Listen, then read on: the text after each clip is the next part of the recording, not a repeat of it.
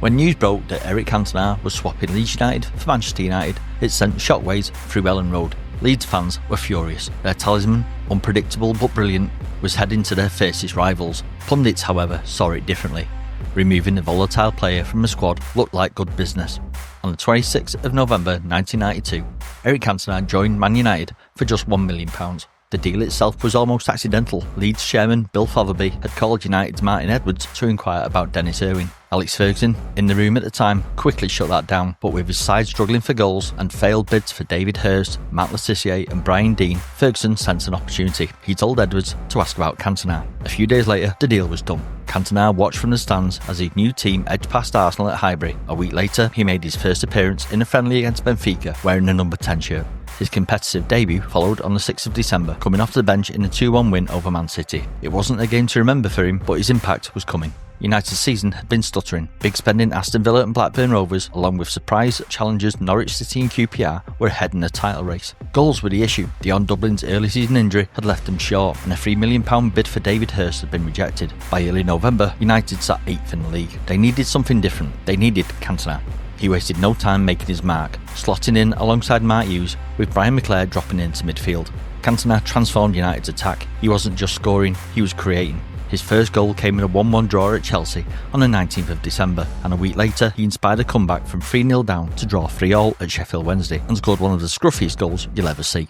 But controversy followed. Returning to Ellen Road, he spat at a fan and was fined £1,000 by the FA. On the pitch though, United were unstoppable. They lost just twice after Cantona's arrival and stormed to their first league title in 26 years, finishing 10 points clear. For Cantona, it was history. He became the first player to win back-to-back English top-flight titles with different clubs, adding to his French championship with Marseille in 1991. The king had arrived, and he wasn't done yet. Manchester United retained the Premier League in 93-94, and once again he was at the heart of it. He scored twice from the spot in a dominant 4-0 win over Chelsea in the FA Cup final, securing United's first ever domestic double. He finished the season as the club's top scorer with 25 goals in all competitions, and was named PFA Player of the Year. But as always with Cantona, brilliance came with controversy. A red card in the Champions League against Galatasaray ended United's European campaign. Then, in March 1994, he was sent off in back-to-back league games, first against Swindon and then against Arsenal, earning a 5-match ban that saw him miss the FA Cup semi-final. United drew 1-1 with Oldham in his absence, but with Cantona back for the replay, they cruised to a 4-1 win and booked their place at Wembley.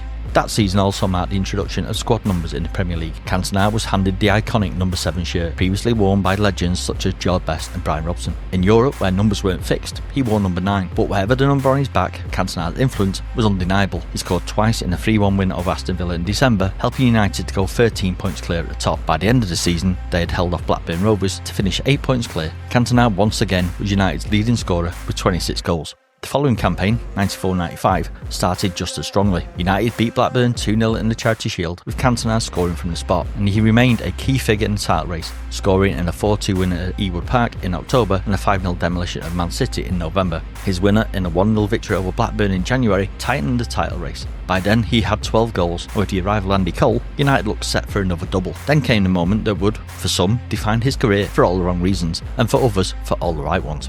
On the 25th of January 1995, away at Crystal Palace, Cantona was sent off for kicking out at Richie Shaw, who had frustrated him by closely marking him all game. As Cantona walked towards the tunnel, Palace fan Matthew Simmons sprinted down the stand to hurl abuse at him. Cantona snapped. He launched himself over the barrier, delivering a kung fu style kick to Simmons, followed by the sweetest right-hander you'd ever wish to see. The incident stunned English football. The fallout was immediate. When Cantona finally spoke at a press conference, he delivered one of the most infamous lines in football history. When the seagulls follow the trawler, it's because they think sardines will be thrown into the sea. With that, he stood up and left, leaving the room in stunned silence. Some bewildered, others laughed. The cryptic words only added to the legend of Eric Cantona. Eric Cantona's infamous kung fu kick didn't just shock English football, it sent shockwaves around the world. Charged with assault, he admitted guilt in March 1995 and was sentenced to 2 weeks in prison. On appeal, this was reduced to 120 hours of community service, which he spent coaching kids at United's training ground. Meanwhile, the fan he kicked, Matthew Simmons, was fined and banned from Selhurst Park for a year, before promptly assaulting the prosecutor, earning himself a jail sentence. But the fallout was far from over. United fined Cantona £20,000 and suspended him for the rest of the season. The FA, determined to make an example of him, extended the ban to 8 months and added another £10,000 fine. FIFA made the ban worldwide, ruling out any escape to foreign football, and in France, he was stripped of the national team captaincy and never played for his country again. To cap it off, United lost the league title to Blackburn in his absence. With interest from Inter Milan, speculation grew that Cantona would leave English football for good. Even after Ferguson convinced him to stay, frustration over his ban led him to hand in a transfer request in August. United refused.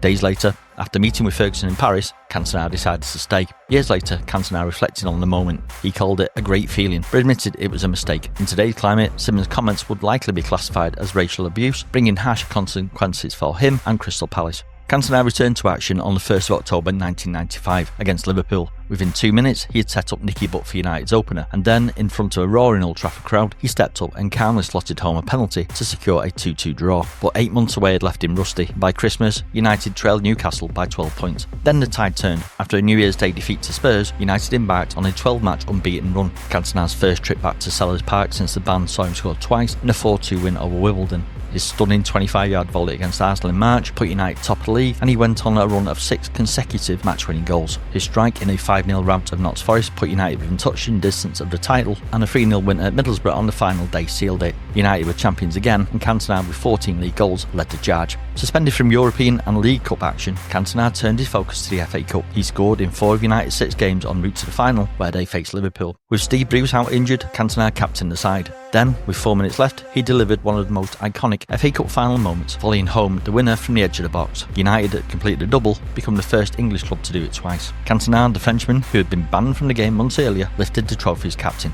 For the 96-97 season, he was named club captain. United retained the league title, Cantona's 4th in 5 seasons at Old Trafford, 6 in 7 if you counted triumphs with Marseille and Leeds. And then, at just 30 years old, he walked away. On 11th of May 1997, he played his last competitive match against West Ham. 5 days later, he made his last ever appearance in David Booth's testimonial. In less than 5 years at United, Cantona scored 82 goals and won 4 league titles. But more than that, he defined an era. Eric Cantona wasn't just a player, he was a force of nature. And when he left, English football was never quite the same again. I spent the best time of my career because we won things, but the emotion I had came from the thing we won, but yes. Not only from that. From all of the relationship I had with different people, with the player, even with the kid man, Norman. I remember Norman, the women at the reception, everywhere, the fans, it was just, yeah, like the time I spent with my family when I was a child, with my grandparents, with my fathers, my brothers, and my mother.